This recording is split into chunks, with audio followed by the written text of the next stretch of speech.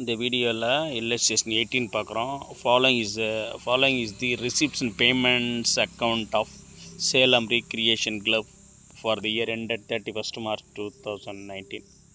Receipts and payment கொடுத்துருக்காங்க. In the books of Salem Recreation Club debits receipts and payment account for the year ended 31st March 2019. இது ஒரே டைமில் நீங்கள் solution போட்டுட்டு ஒரே டைமில் இன்கம் அண்ட் எக்ஸ்பெண்டிச்சர் அக்கௌண்ட்டும் போட்டு வச்சுக்கணும், பேலன்ஸ் ஷீட்டும் போட்டு வச்சுக்கணும். ஒரே டைமில் ஈஸியாக செஞ்சிடலாம். ஓகேங்களா? ரிசிப்ட் செல் என்ன இருக்குது, to balance brought down cash in hand, opening cash in hand இருக்குது. இது நமக்கு இந்த year income and expenditure balance ஷீட்டுக்கு வராது அது. ஓகேங்களா? டு சப்ஸ்கிரிப்ஷன்ஸ் 2018-19 வந்து 12,500 ரிசீவ் பண்ணியிருக்காங்க. 2019-20க்கு 400 பண்ணியிருக்காங்க. அப்போ இதில் என்னென்ன சப்ஸ்கிரிப்ஷன் பொறுத்தவரை இந்த வருஷம் மொதல் சப்ஸ்கிரிப்ஷன் எவ்வளோன்னு நம்ம பார்க்கணும். ஓகேங்களா? இந்த வருஷம் இன்கம் மட்டும் இன்கம் அண்ட் எக்ஸ்பெண்டிச்சரில் வரும். இந்த வருஷம் வர வேண்டிய சப்ஸ்கிரிப்ஷன், அவுட்ஸ்டாண்டிங் சப்ஸ்கிரிப்ஷன் மட்டும் பேலன்ஸ் ஷீட்டில் காமிக்கணும். இப்போ கீழே அட்ஜஸ்ட்மெண்ட்டில் எதுவும் கொடுத்துருக்காங்கன்னு பாருங்கள். இப்போ அட்ஜஸ்ட்மெண்ட்டில் there are 450 subscriptions members each. There are 450 members each paying annual subscription of 30. அப்போ மொத்தம் 450 மெம்பர் இருக்காங்க. 30 ரூபா மேனிக்கு முதல்ல கால்குலேஷன் பாருங்கள். Calculation of subscription to be received for the year 2018-19 போடணும். சப்ஸ்கிரிப்ஷன் ஃபார் கரண்ட் இயர் 450 பேருக்கு 30 ரூபா கனெக்ட் பண்ணோமா 13,500 வருது. ஆனால் 18-19க்கு எவ்வளோ ரிசீவ் பண்ணியிருக்காங்க? 12,500 தான் ரிசீவ் பண்ணியிருக்காங்க. இப்போ received for the current year வந்து 12,500. அப்போ பேலன்ஸ் இன்னும் எவ்வளோ இருக்குது? 1,000 ருபீஸ் இருக்குது. இதுதான் subscription outstanding for the current year. இந்த இயருக்கு அவுட்ஸ்டாண்டிங் இவ்வளோ இருக்குது. இது ரிசீவபிளாக இருக்குது. இது வந்து பேலன்ஸ் ஷீட்டில் காமிக்கணும். இன்கம் அண்ட் எக்ஸ்பெண்டிச்சர் பொறுத்தளவில் என்ன இன்கம் அண்ட் எக்ஸ்பெண்டிச்சர் பாருங்கள். In the books of Salem Recreation Club, income and expenditure account for the year 31st March 2019 போட்டு பை சப்ஸ்கிரிப்ஷன் இன்கம் சைடில் 12,500 இந்த வருஷம் ரிசீவ் பண்ணது சம்பளம் கொடுத்துருக்காங்க பாருங்கள். ரிசீவ் பண்ணது 12,500. இந்த 12,500 நம்ம இந்த கால்குலேஷன் போட்டோமா 1000 வர வேண்டியிருக்கு பாருங்கள். ஆட் அவுட்ஸ்டாண்டிங் ஃபார் 2018-19 100 ஆட் பண்ணி அவுட்டர் காலத்தில் 13,500 நம்ம காமிச்சிடணும். ஓகேங்களா? அதே சைடில் பேலன்ஸ் ஷீட்டில் போய் அவுட்ஸ்டாண்டிங் சப்ஸ்கிரிப்ஷன் கரண்ட் இயர்னு போட்டு சப்ஸ்கிரிப்ஷன் அரியர் ஃபார் 2018-19 அதான் அவுட்ஸ்டாண்டிங் சப்ஸ்கிரிப்ஷன் அர்த்தம். இந்த வருஷம் வர வேண்டியது அதை அவுட்டர் காலத்தில் 1000 ரூபா காமிச்சிடணும். ஓகேங்களா? அது கரெக்டாக இந்த விஷயம் முடிஞ்சிச்சு. ரெண்டாவது ரிசிப்ஷன் பேமெண்ட்டில் வாங்க. அப்போ 2019-20க்கு 400 ரிசீவ் பண்ணியிருக்காங்களா சப்ஸ்கிரிப்ஷன். இது வந்து நெக்ஸ்ட் இயருக்காக ரிசீவ் பண்ணியிருக்கு. இந்த ஒரு இன்கம் அண்ட் எக்ஸ்பெண்டிச்சரில் வராது.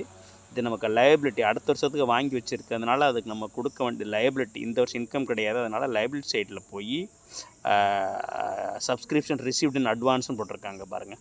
400 பேலன்ஸ் ஷீட்டில் காமிச்சிடணும். ஓகேங்களா? ஓகே.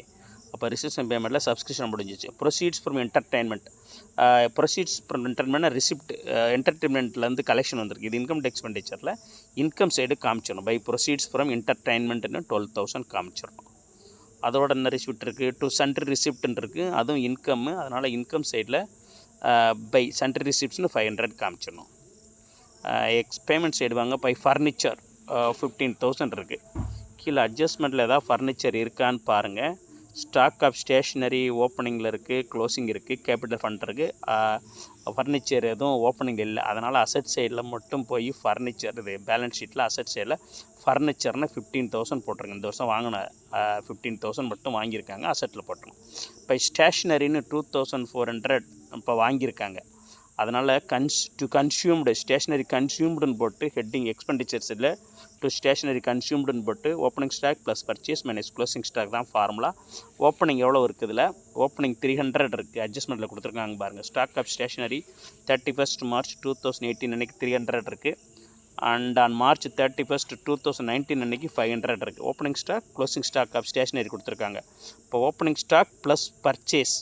அதனால் ஓப்பனிங் ஸ்டாக் கீழே போட்டிருக்காங்க. நான் எப்போயுமே முதல்ல ஓப்பனிங் ஸ்டாக் மேலே போட்டு ப்ளஸ் ஸ்டேஷ்னரி பர்ச்சேஸ் ஆட் பண்ணி க்ளோசிங் ஸ்டாக் லெஸ் பண்ணுங்கள். அப்போ 300 ப்ளஸ் 2,400 ஆட் பண்ணால் 2,700. அதில் க்ளோசிங் ஸ்டாக்கு ஓப்பனிங் ஸ்டாக் வந்து எவ்வளோ கொடுத்துருக்காங்க? இங்கே பாருங்க 300. அது 300 ப்ளஸ் 2,000 பர்ச்சேஸ் 2,400 ஆட் பண்ணால் 2,700. க்ளோசிங் ஸ்டாக் ஆஃப் ஸ்டேஷ்னரி 500 கொடுத்துருக்கிறதுனால அது கழிங்க. அப்போ 2,200 வந்துச்சு. திரும்ப பாருங்கள். Opening stock plus purchase minus closing stock அதான் போட்டால் 2200 அவுட்டர் காலத்தில் வந்துடும். இந்த க்ளோசிங் ஸ்டாக் 500 இருக்கா, 500 பேலன்ஸ் ஷீட்டில் வந்து ஸ்டாக் ஆஃப் ஸ்டேஷ்னரின்னு அசட்டில் காமிச்சிடணும் 500. அப்போ அந்த ஏரியா முடிஞ்சிருச்சு, ஸ்டேஷ்னரி முடிஞ்சிருச்சு. அடுத்து வாங்க இப்போ இன்வெஸ்ட்மெண்ட்டுக்கு அட்ஜஸ்ட்மெண்ட்டில் எதுவும் ஓப்பனிங் இது இல்லை, அதனால் அசட்டு இன்வெஸ்ட்மெண்ட் பண்ணியிருக்காங்க. அசட்டில் பேலன்ஸ் ஷீட்டில் மட்டும் இன்வெஸ்ட்மெண்ட்டுன்னு போட்டு 12500 காமிச்சிடணும். ஓகேங்களா. அடுத்து பாருங்கள் போஸ்டேஜ் எக்ஸ்பெண்டிச்சர் இன்கம் எக்ஸ்பெண்டிச்சரில் வரும். போஸ்டேஜ்னு போட்டு 1000 காமிச்சிருங்க அவுட்டர் காலத்தில். அடுத்து பேலன்ஸ் கேஷ் இன் ஹேண்ட் வந்து பேங்க் பேலன்ஸில் கேஷ் பேலன்ஸ் மட்டும் இருக்கும். அது கேஷ் பேலன்ஸை வந்து பேலன்ஸ் ஷீட்டில் அசட்டில் காமிச்சிருங்க. என்ன காமிக்கணும், பேலன்ஸ் ஷீட்டில் அசட்டில் காமிச்சிருங்க.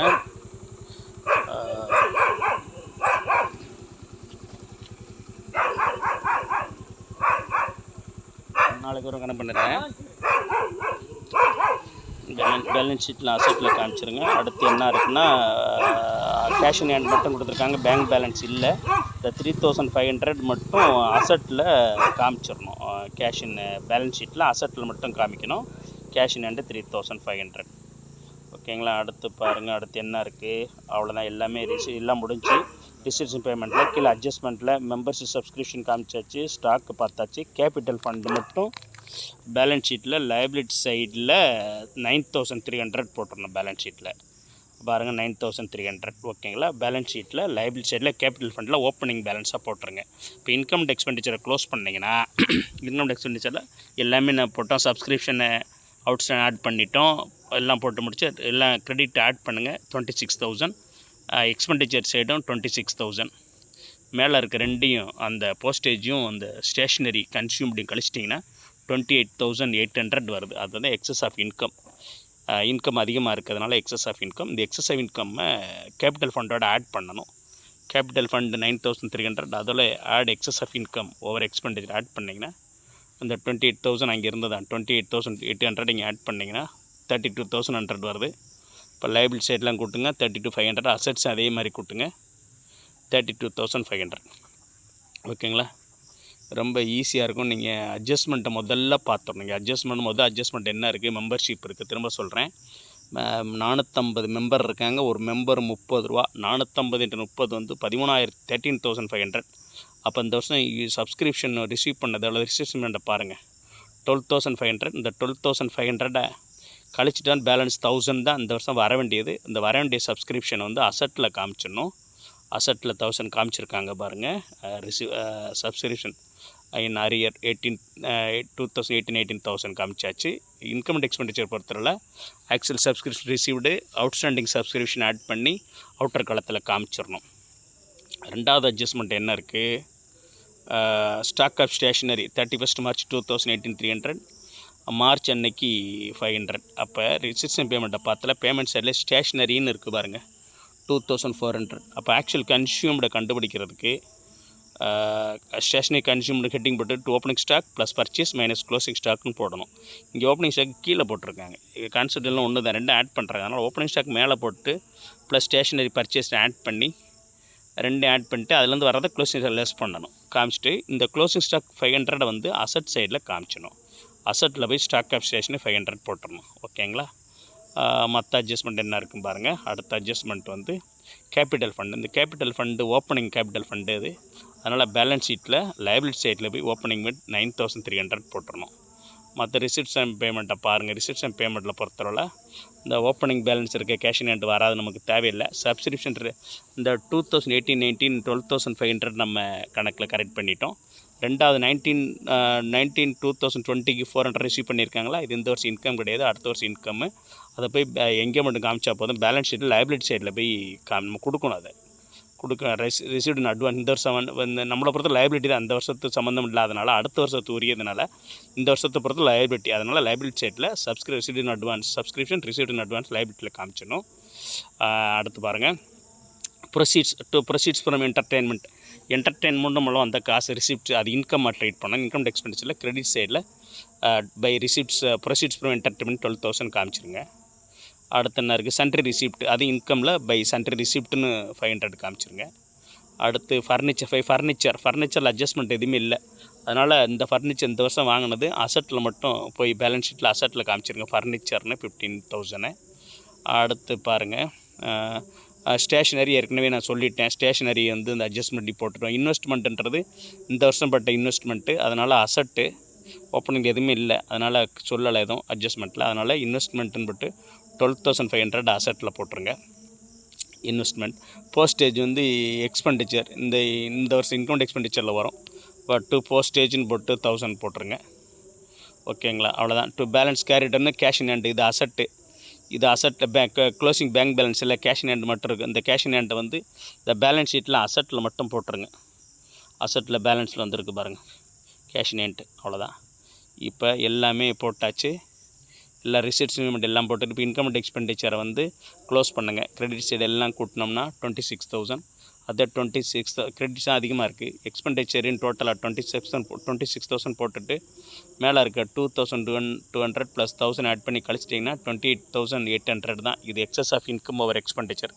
இதை பேலன்ஸ் ஷீட்டில் போய் ஆட் பண்ணணும். கேபிட்டல் ஃபண்டோட 9,300ஓட 22,800 ஆட் பண்ணிங்கன்னா 32,100 வரும். அசட்டெல்லாம் ஆட் பண்ணுங்கள் 32,500. இதுவும் ஆட் பண்ணிங்கன்னா 32,500. அவ்வளோதான். திரும்ப பாருங்கள். உங்களுக்கு புரியணுன்றக்காக திரும்ப ஒரு வாட்டி நான் சொல்லியிருக்கேன். திரும்ப பாருங்கள். லைக் பண்ணுங்கள், ஷேர் பண்ணுங்கள். புரியலன்னு கமெண்ட் பண்ண நான் ரிப்ளை பண்ணுறேன். தேங்க்ஸ்.